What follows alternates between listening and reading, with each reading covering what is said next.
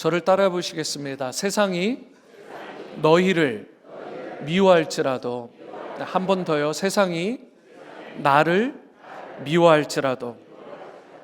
한비아 씨라는 분이 쓴 책 1g의 용기, 1g의 용기라는 참 좋은 책이 있습니다.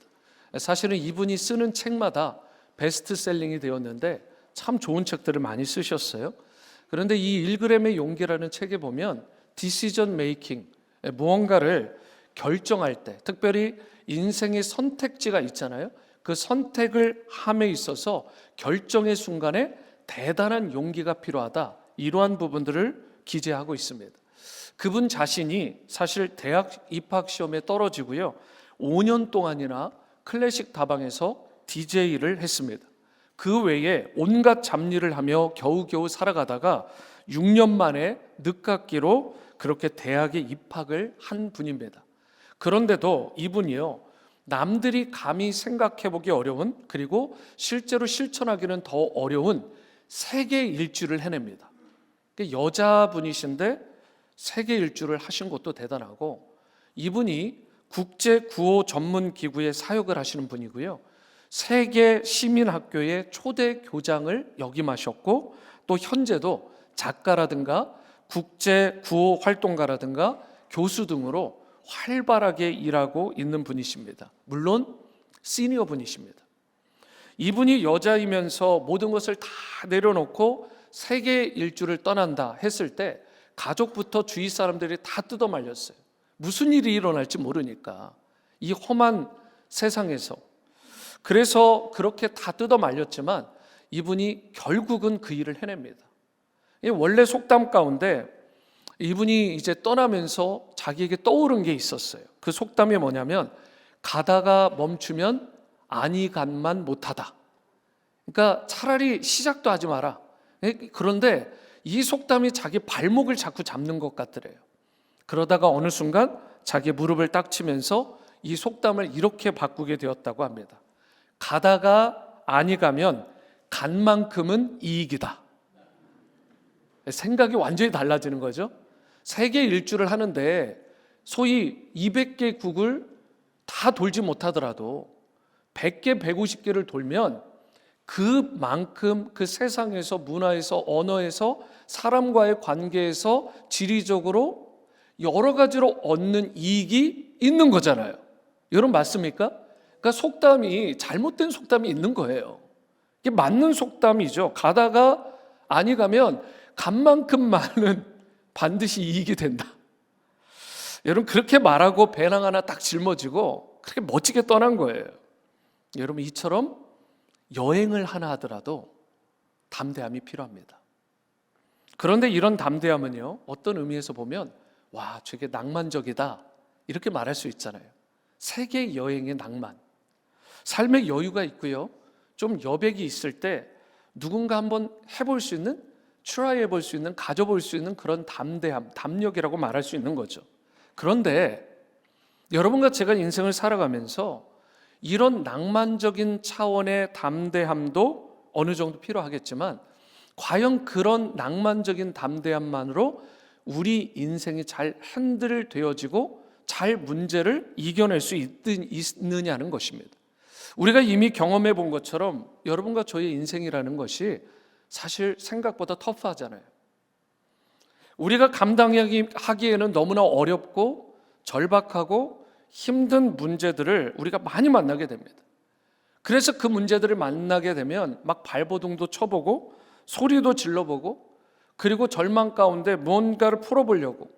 그런데 내가 단순히 마음을 강하게 한다고 해서, 내 마음만 굳게 한다고, 그리고 건강하고 긍정적인 생각, positive thinking 한다고 해서, 조심한다고 해서, 절제한다고 해서 그 문제가 해결되느냐? 꼭 그렇지만은 않잖아요.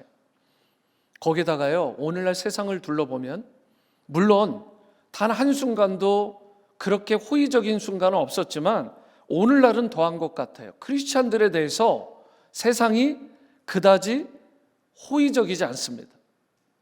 오히려 적대적인 감정을 가지고 있기 때문에, 그렇기 때문에 이런 척박한 환경 가운데 크리스천으로 살아간다? 내가 그리스도인으로서의 그런 가치와 그런 기준 가운데에서 그걸 지켜가며 살아간다? 이거 쉽지 않습니다. 그러나 여러분과 저는 세상이 아무리 우리를 미워할지라도, 우리를 핍박하고 외면할지라도 예수님을 믿는 그리스도인답게 살아야 되는 것입니다. 그것이 하나님께서 우리를 부르신 부름의 뜻이고 여러분과 저에게 맡겨주신 책임이고 의무인 것입니다.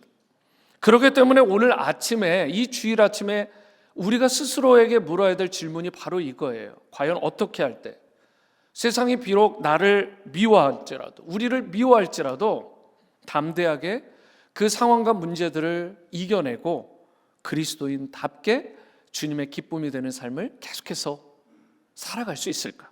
오늘 본문에서 예수님께서 보여주신 모습들이 있는데 이 모습들을 통해서 이 부분을 살펴보기를 원합니다. 첫 번째로, 비록 세상이 우리를 미워할지라도 우리가 주님이 주시는 기뻐함으로 담대한 그리스도인으로 살아가려면 첫 번째, 자신의 소속을 분명히 알아야 합니다. 자신의 소속을 분명히 알아야 된다. 내가 어디에 속했는지, 내가 누구에게 속했는지를 분명하게 알아야 된다. 그래서 19절 말씀을 보시면 너희가 세상에 속하였으면 세상이 자기의 것을 사랑할 것이나 너희는 세상에 속한 자가 아니요 도리어 내가 너희를 세상에서 택하였기 때문에 세상이 너희를 미워하느니라. 여기서 예수님은요, 우리가 어디에 소속되어 있는지를 분명히 말씀하세요. 그러면서 우리가 어디에 소속되어 있느냐에 따라서 세상의 사랑을 받기도 하고 세상의 미움을 받기도 한다, 이렇게 이야기를 합니다. 제가 이런 질문 하나 여러분에게 드릴게요. 여러분과 제가 그야말로 세상에 철저하게, 완벽하게, 온전하게 속해 있다면 세상이 여러분과 저를 미워할까요? 좋아할까요? 세상에 완전히 소속되어 있으면 세상이 그렇게 여러분과 저를 좋아할 수가 없어요. 모든 웰컴, 너무 환영하는 것이죠. 그런데 예수님께 철저히 속해 있어요. 그리고 세상 사람들이 볼 때는 예수님께 속한 것이 다 보여요. 그러면 예수님으로 인해서 미움을 받을 수 있을까요? 없을까요? 미움을 받을 수 있는 것입니다. 좀 민감한 이야기일 수 있는데요, 제가 대학에서 일할 수 있는 기회가 있었습니다. 그런데 그때 한 약국업자가 그 대학의 약품을 1년에 한 차례 정도 크게 이렇게 정기적으로 유통기한을 보면서 약을 바꿔주는 거예요. 그러니까 본인이 큰 약국도 운영하고요, 그리고 이런 비즈니스를 하는 것입니다. 대학마다 돌아다니면서 이 관계, 이 계약을 맺는 거죠. 그래서 약품을 정기적으로 다 바꿔주는 것입니다. 잘 교체했어요. 제가 하던 일 가운데 하나여서 한 분야에서 제가 이분이 교체하는 걸 잘 보고 수고하셨다고, 잘 교체하고는 이분이 그냥 가시는 게 아니라 저에게 두툼한 봉투를 하나 주는 거예요. 그러니까 열어보니까 돈인 겁니다. 그래서 제가 당연히 돌려줬죠. 그런데 이 약국업자분이 이런 얘기를 하는 거예요. 예전에도 다 이렇게 했다고. 위에 분들도 아시니까 정 안 받으실 거면 위에 분들한테 전달을 해달라. 그래도 제가 명색이 크리스천이잖아요. 그래서 소신 있게 안 받고 멋지게 돌려보냈습니다. 30분 정도 됐는데 제 위에 상사가 찾아왔어요. 혹시 뭐 주지 않더냐. 자기가 내 포지션에 있을 때 이미 받았던 거예요. 그래서 제가 받지 않고 그냥 돌려보냈다고 했어요. 얼굴이 싸늘해진 거예요. 그러면서 한마디 붙이더라고요. 다음에 찾아오면 꼭 받아야 돼. 저보고 꼭 받으래요. 정말 몇 주도 아니고 그 다음날 이분이 또 찾아오더라고요. 그리고 저한테 봉투를 주는데 이번에는 제가 보니까 하나가 아니에요. 여러 개를 아예 통째로 주는 거예요. 너무 적게 넣어서 그랬나? 이렇게 생각했나 봐요. 제가 돌려보냈습니다. 근데요, 제 위에 상사, 그 위에 상사, 그 위에 상사 한 3명 정도가 있는데 이분들이 그때부터 그렇게 저를 핍박하는 거예요. 말은 안 하죠. 돈 봉투 얘기는 직접 안 해. 근데 그 전후 그야말로 BC와 AD가 갈라지더라고요. 너무 대놓고 쓸데없는 거 가지고 이렇게 막 괴롭혀요. 여러분 그런 경험 있지 않으세요? 여러분 제가 회사를 다닐 때도, 제가 대학에 있을 때도 뇌물을 그렇게 밀어넣는 사람 몇 번 당해봤습니다. 한국에서 신앙생활 한다는 거 쉽지 않았어요. 이 여러분과 제가 세상에 속하잖아요. 세상에 속한 자라면 세상이 여러분과 저를 굳이 미워할 이유가 없습니다. 거기에 그냥 그렇게 물들어 살면 그냥 그렇게 좋아해요. 같은 편인데 왜 미워하겠습니까? 그런데 만일 그들을 떠나서 내가 빛 대신 예수님께 속한 자로, 그리고 빛 대신 예수님을 닮아서 빛의 자녀답게 살아가겠다고 헌신하고 결단하는 그 성도의 삶을 사는 순간부터 세상의 핍박에 따라오는 것입니다.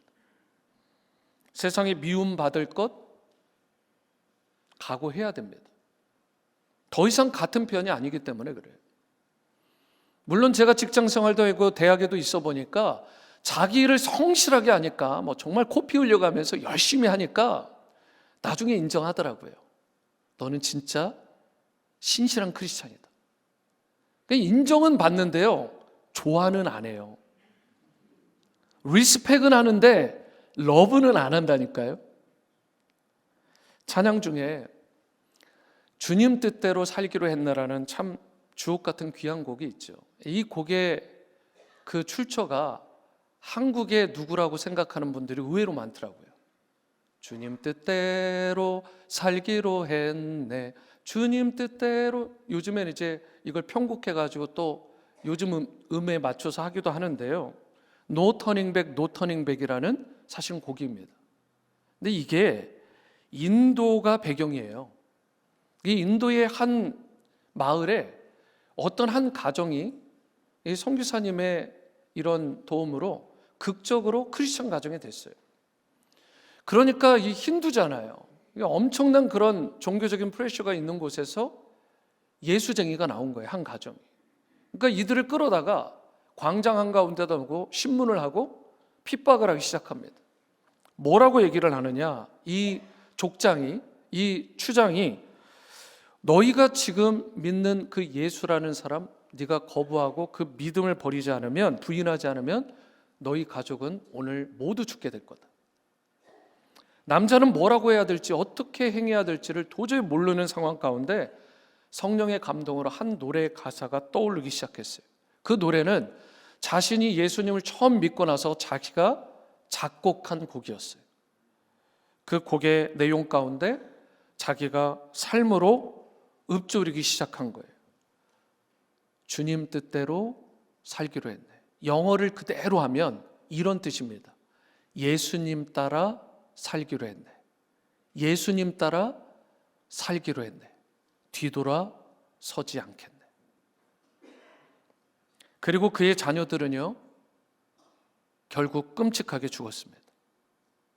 이번에는 아내를 세워놓고 다시 협박을 합니다. 그때 이 남자 가장의 입에서 이런 노래가 나옵니다. 이 세상 사람 날 몰라줘도, 이 세상 사람 날 몰라줘도 No turning back, 뒤돌아서지 않겠네. 아내도 끔찍하게 죽었습니다. 그리고 그에게 다시 한번 마지막 최후의 기회가 주어졌습니다. 이번에는 자신을 살릴 수 있었지만 그는 여전히 찬양합니다. 세상 등지고 십자가 보내. 세상 등지고 십자가 보내. 뒤돌아서지 않겠네. 여러분, 상황이 그려지십니까? 그 남자와 가족들은 일순간에 그 자리에서 다 목숨을 잃고 말았어요. 그런데요, 얼마 안 돼요?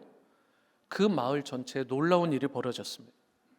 추장의 심령에 복음의 씨앗이 심겨진 거예요.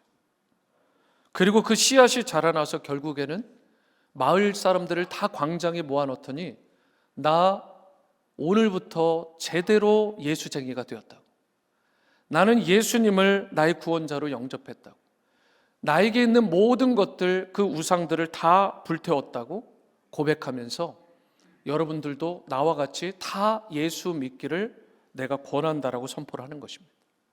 그리고 얼마 안 되어서 복음이 확산되어서 온 마을이 다 예수를 믿게 됐어요. 그리고 전 지역으로 인도에 퍼져나가면서 그 죽음이라는 그분의 대가와 희생이 결코 헛되지 아니하도록 결국은 하나님께서 위대한 순교의 피로 그 지역과 나라를 새롭게 변화를 시키신 것입니다. No turning back, no turning back. 뒤돌아서지 않으리.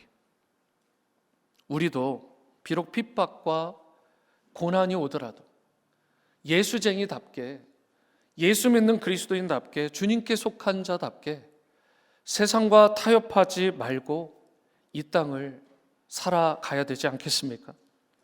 그래야 우리가 그리스도인으로서 세상에 던져줄 그 충격파가 되는 메시지도 있는 것이고, 복음의 열매, 생명의 열매가 풍성하게 맺혀지고 하나님의 나라가 확장될 수 있는 것입니다. 여러분과 저는 적당히 중간지대에 서면 안 됩니다. 혹시라도 이 자리에 나는 여전히 한 발은 주님께, 한 발은 세상에 있다라고 하는 분들, 죄송하지만 자랑 아닙니다. 이제는 결단 내리셔야 돼요. 적당한 중간지대 없습니다. 삶의 모든 순간, 모든 영역에서 그 순간마다 하나님께 최고의 영광을 돌리며 살아가는 인생이 되어야 되는 것입니다. 2024년 불과 한 달여 전이죠. 한 달도 안 됐습니다. 2024년 연기 대상에서 많은 크리스천 연예인들이 이런 수상 소감을 하는 것을 들었어요. 다 너무 많아가지고 다 할 수 없지만 일부 몇 명만 제가 추려서 하겠습니다. 연예 대상을 받은 장나라 씨, 아무것도 아닌 저를 살리신 하나님 아버지께 모든 영광을 돌립니다. 눈물을, 그 수상의 그 감격 때문에 눈물을 펑펑 흘리면서 꽃다발을 안고 패를 안고 첫 마디로 나온 말입니다. 아무것도 아닌 저를 살리신 하나님 아버지께 모든 영광을 돌립니다. 위대한 선포 아닙니까? 디렉터즈 어워드를 수상한 박신혜 씨, 제가 이 자리에 있기까지 제 삶을 모두 주관하시고 저를 지켜주시는 하나님 아버지께 이 영광을 돌려드립니다.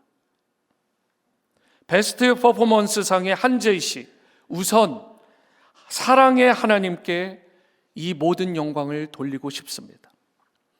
최우수 연기상의 전미도 씨, 이 상을 통해서 제 기도에 응답해 주신 하나님께 감사드립니다. 물론 이 연기자들이요, 가족들에게, 또 스태프들에게, 시청자들, 방청객들에게 감사를 표했죠. 하지만 최고의 영광은 그들이 다 하나님께 올려드리더라고요. 야고보서 4장 10절에 뭐라고 되어 있습니까? 주 앞에서 나를 낮추라. 그리하면 주께서 너희를 높여주실 거라고 말씀하셨어요. 얼마나 겸손한 모습들이에요. 잠언 3장 6절에는 뭐라고 되어 있습니까? 너는 범사의 그를 인정하라. 그리하면 내 길을 지도하실 것이다.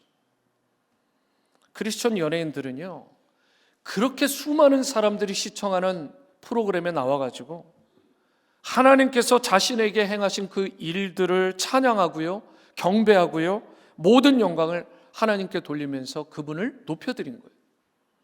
누구보다 영향력 있는, 특별히 10대와 30대까지 그 사이에서는 정말 그 젊은 층에 있어서는 그야말로 막강한, 막대한 영향력을 끼치는 연예인들이요, 자신에게 주어진 그 최고의 자리, 그 기회에 하나님을 높이고 하나님을 존귀한 분으로 영광 돌리는, 그래서 자신의 인기를 넘어선 이 순간, 이 결단, 이게 정말 용기 있는 담대한 행동 아니겠습니까? 자기 인기가 도리어 떨어질 수도 있는데.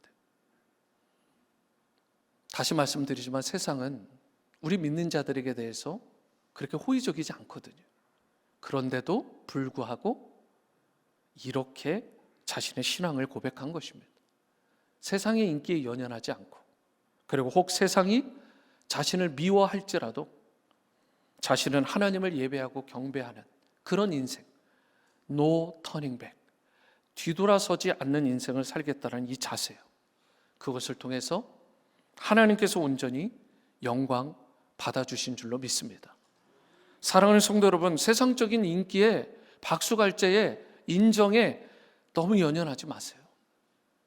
어떤 이는 자신의 인기가 떨어질까 봐, 실제로 있는 일입니다, 자신의 수입이 떨어질까 봐, 거기다가 관객 수 또는 책 부수가 떨어질까 봐, 시청자들로 외면당할까 봐 여러 가지 이유로 세상에서 받을 그 비난의 화살들을 두려워서 나는 예수 믿는 예수쟁이라고, 난 크리스천이라고 당당하게 소신 있게 용기 있게 커밍아웃 하지 못하는 연예인들 사람들 생각보다 많죠.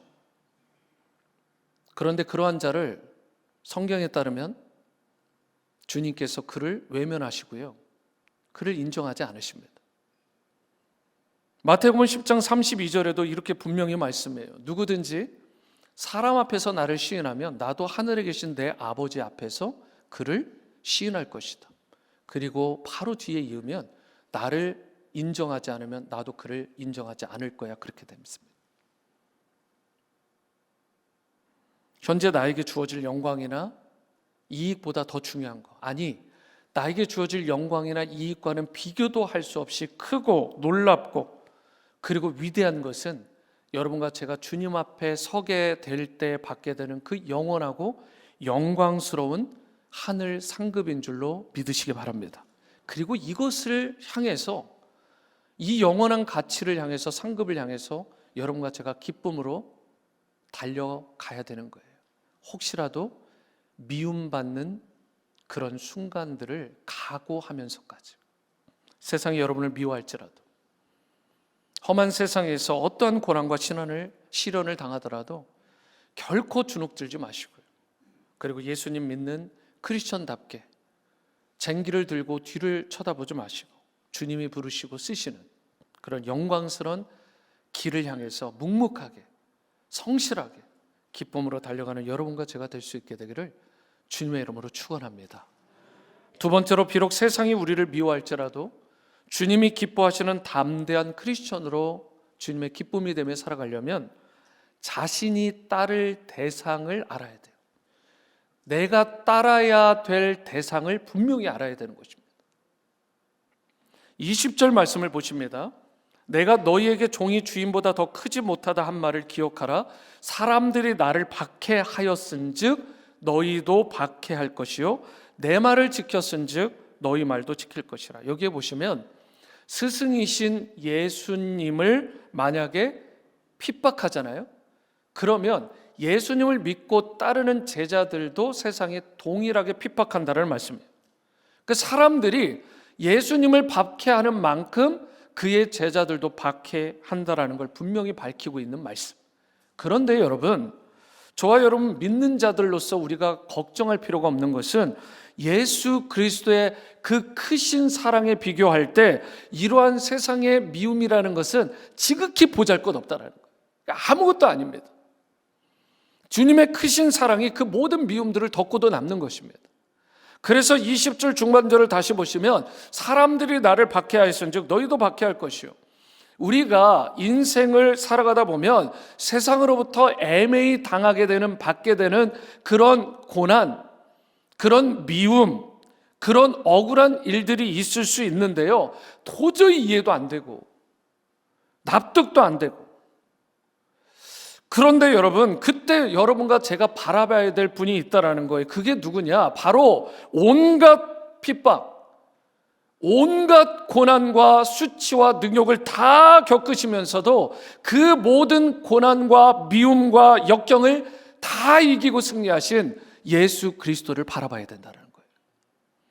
C.S. 루이스가 이런 이야기를 합니다. 고통은 죽어 있는 세계를 깨우는 확성기다. 죽어 있는 세계를 깨우는 하나님의 확성기가 고통이라는 거예요. 다윗은요, 시편 119편 71절에서 이렇게 말합니다. 고난 당한 것이 내게 뭐라고요? 유익이라. 한 번 더 읽어볼까요? 앞에 부분을 시작. 고난 당한 것이 내게 유익이라. 이게 말도 안 되는 거잖아요. 어떻게 고난이 유익입니까? 세상에서는 이런 거 없습니다. 근데 하나님께서는 여러분과 저에게 분명히 말하는 거예요. 고난 당한 것이 우리에게 유익하다. 실제로 다윗이란 인물이요, 그렇게 믿음의 거장이 된 것, 다윗이란 인물이 절대적인 믿음의 소유자가 된 것 우연 아닙니다. 그에게 숱한 고난과 역경과 시련이 있었는데 그 모든 고난과 역경과 시련을 하나님 안에서 주님을 바라봄으로 그분이 주시는 능력 가운데, 손길 가운데 이겨내고 그가 믿음의 거장이 된 거잖아요. 솔직히 우리가 억울하다고 하지만, 너무 힘들다고, 너무 아프다고 말할지 모르지만, 정말 솔직히 얘기해서 예수님만큼 억울하고 고통받고 힘든 분이 어디 있었어요? 예수님 하나님의 아들이신데, 그 하나님의 아들 되신 예수님께서 피조물에 불과한 인간에 끌려가요. 잡혀가십니다. 그리고 마치 도살장으로 끌려가는 어린 양과 같이, 털 깎는 자 앞에서 잠잠한 양과 같이 그렇게 잡히셔서 채찍에 맞으시고 온갖 능욕과 침뱉음을 당하시고, 그것도 부족해서 옷 벗김을 벌거벗김을 받으시고 수치스러운 그 모습 그대로 십자가에 못이 박히시고, 그리고 그곳에서 물과 피를 쏟으시며 죽으셨어요. 이렇게 억울한 분이 있습니까? 이렇게 억울한 삶이 있나요?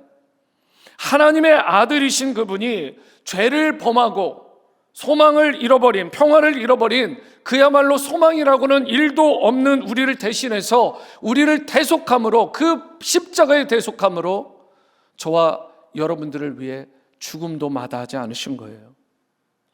우리 인생들을 위해 아낌없는 사랑과 희생을 부어주신 거잖아요. 그런데 예수님은 어땠어요? 세상으로부터 도리어 미움받으셨습니다. 외면당하셨어요. 쓰러져 죽으신 것입니다. 세상에 이보다 더 안타깝고 미움받았고 고통스러운 삶이 어디 있었겠어요? 그런데 이사야 선지자는요, 이러한 십자가의 사건, 예수님의 십자가 사건을 미리 예언했습니다. 이런 말씀이에요. 이사야 53장 5절. 그가 찔림은 우리의 허물 때문이요, 그가 상함은 우리의 죄악 때문이라. 그가 징계를 받음으로 우리는 평화를 누리고 그가 채찍에 맞음으로 우리는 나음을 받았다. 그리고 오늘 본문 25절을 보면 이 부분에 대해서 이렇게 명쾌하게 말씀을 합니다. 25절. 그러나 이는 그들의 율법에 기록된 바 그들이 이유 없이 나를 미워하였다 한 말을 응하게 하려 하는 것뿐이다. 이미 몇백 년 전에, 예수님 오시기 전에 예언된 이 말씀이 성취되어서 예수님이 유대인들 앞에, 세상 앞에 서고 보니까 예수님이 그렇게 미움을 받고 핍박을 받는 것, 이건 너무 당연하다는 거예요. 세상에 속하지 않으셨기 때문에 세상에 미움을 받으신 것입니다. 여러분, 이렇게 예수님의 미움 받으심은 성경의 말씀을 응하려 하심이다라고 기록하고 있는 것입니다. 그리고 예수님은 그러한 세상의 온갖 미움을 받으셨지만, 고난과 시련을 다 당하셨지만, 기꺼이 십자가에 죽으심으로, 그 십자가의 고통에 순종하심으로 말미암아 결국 궁극적으로 승리하신 영광의 주님이 되신 거예요. 그리고 이것이 바로 여러분과 제가 믿는 자로서, 크리스찬으로서 따라야 될 신앙과 믿음의 본이 되는 것입니다. 그래서 히브리서 12장 2절에 이런 말씀이 있습니다. 믿음의 주여 또 온전하게 하신 이인은 누구를 바라보자? 예수를 바라보자.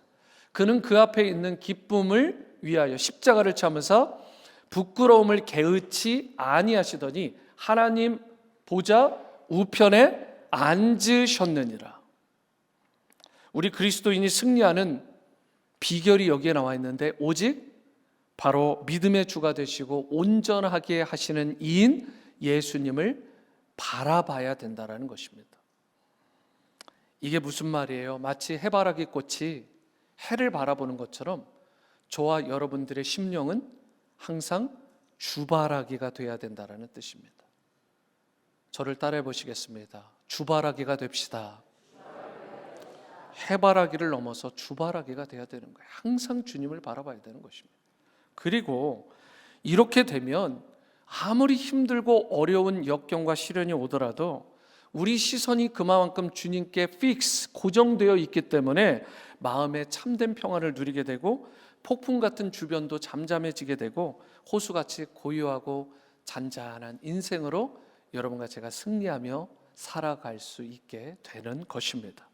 오늘 여러분의 삶 가운데 고난이 많으실 것입니다. 이해할 수도 없고 도무지 납득할 수도 없는 고통의 순간, 제가 돌아보니까 그걸 겪는 분들 의외로 많이 있습니다. 그때 여러분과 제가 기억해야 될 것이 있습니다. 바로 나보다 더 억울하시고 나보다 더 세상의 미움을 받으셨지만 끝내 그것을 참고 인내하시고 승리하신 그 예수 그리스도를 우리가 기억해야 됩니다.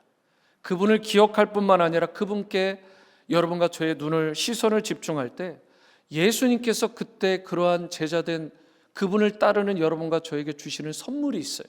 그게 뭐냐? 오늘 본문 26, 27절에 이렇게 나와 있는 것입니다. 내가 아버지께로부터 너희에게 보낼 보혜사 곧 아버지께로부터 나오시는 진리의 성령이 오실 때에 그가 나를 증언하실 것이요 너희도 처음부터 나와 함께 있었으므로 증언하느니라. 예수님께서 세상에서 미움과 박해를 당하고 있는 제자들을 그냥 내버려 두지 않겠다라는 말씀입니다. 오늘 찬양이 얼마나 좋았는지 몰라요. 지난주도 찬양대 찬양 너무 정말 제가 설교 중에 이런 말을 하긴 기가 막혔거든요. 너무 좋았어요. 너무. 뭐 또 우리 지휘자님, 반주자님, 딸까지 해서 온 가족이 음악하는 가족 얼마나 축복됩니까? 하나님을 찬양하고 예배하고 찬양대도 너무 감사합니다. 너무 감사해요. 주님의 성령 지금 이곳에 임하소서. 마음이 막 녹아내려요. 여러분, 우리가 방금 전에 읽은 26, 27절에 따르면 성령님께서 우리와 함께 하십니다. 보혜사로 우리에게 원더풀 카운셀러로 우리에게 보내주신다라고 약속을 하셨어요. 그런데 이전에 14장, 오늘은 이제 15장이니까 14장에 보면 그 예수님께서 보내시는 성령님은 저와 여러분들의 그 모든 것들에 귀 기울이시고 말씀을 깨닫게 하시고 그리고 이해하게 하시는 최종 인터프리터, 해석자가 되신다라고 말씀을 드렸잖아요. 그런데 오늘 15장에서는 그 보혜사 성령님이 우리가 증언하는 일에 도움을 주시는, 그리고 누구보다 앞선 실제적인 예수 그리스도의 증인이 되어 주신다라고 말씀하고 있는 거예요. 이런 말입니다.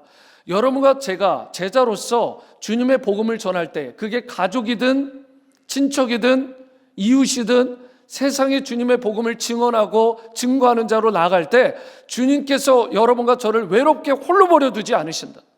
그 자리에 친히 증언자로 함께하여 주신다.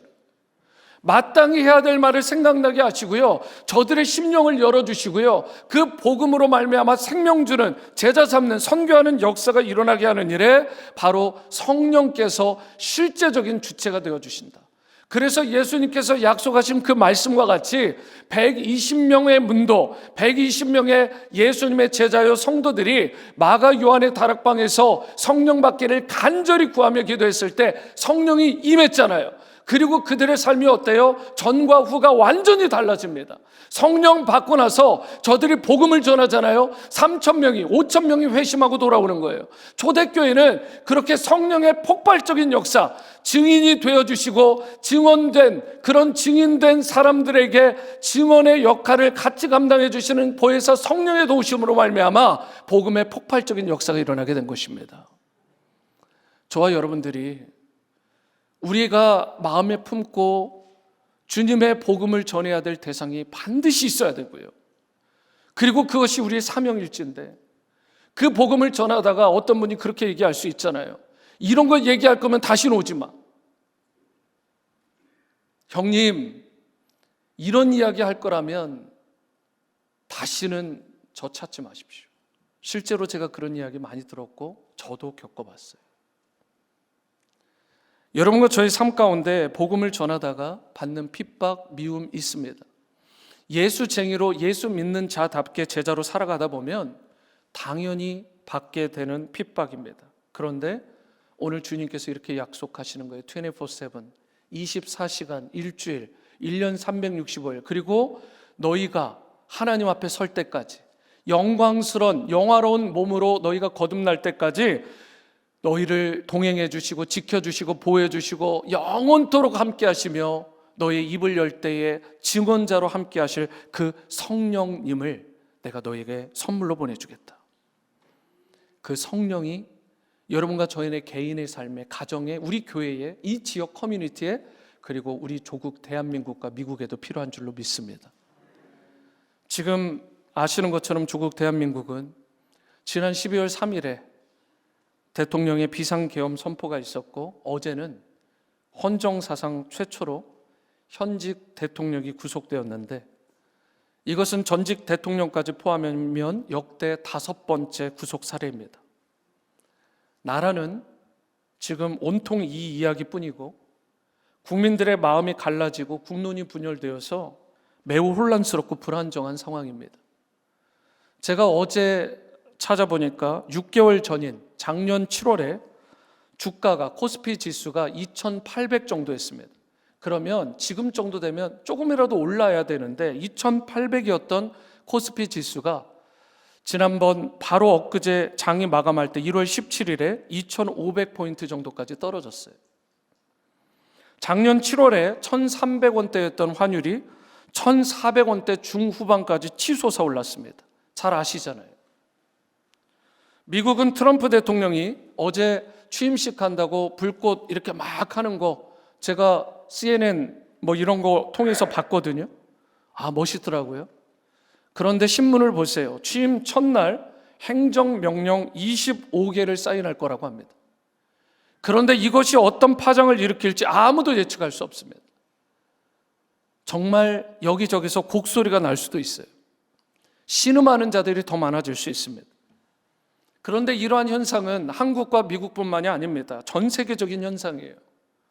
누구도 예측할 수 없고 누구도 장담할 수 없는 상태. 그래서 내가 어제 부여했다고 내일도 부여할 거다, 이거 장담 못합니다. 내가 오늘 건강하다고 해서 내일 건강하다 장담 못한다니까요. 이러한 때에 여러분과 제가 정말 의지하고 신뢰하고 붙들어야 될 분은 누구신가? 우리는 정치가, 경제가, 그리고 권력가들을 의지할 것이 아니라 살아계신 하나님을 바라보고 그가 보내신 독자 예수 그리스도를 바라보고 신뢰하고 철저히 의지해야 될 줄로 믿습니다. 혹시라도 이 세상이 여러분을 미워할지라도, 환경이 여러분을 억누르고 여러분들을 계속해서 짓누르더라도 결코 낙심하거나 좌절하거나 절망하지 마시기 바랍니다. 주님께 속한 여러분과 저의 인생은 고난이, 미움이 우리를 결코 흔들거나 망하게 하지 못하는 줄을 믿으시기 바랍니다. 믿는 자들에게는 오히려 고난마저 하나님을 기쁘게 찾는, 하나님을 만나는 축복의 그런 기회가 된다라는 사실. 그러므로 아무리 큰 고난과 고통이 닥치더라도 절대 저와 여러분 포기하지 마시고 끝까지 하나님을 신뢰하시고 찾고 의지할 수 있게 되기를 바랍니다. 그러할 때 하나님께서 여러분을 만나주시고요, 샬롬, 하늘의 평강을 여러분과 저에게 내려주시고 우리 자녀들에게 내려주시고 가정과 우리 교회를 덮고 조국 대한민국과 미국을 덮어주실 줄로 믿습니다.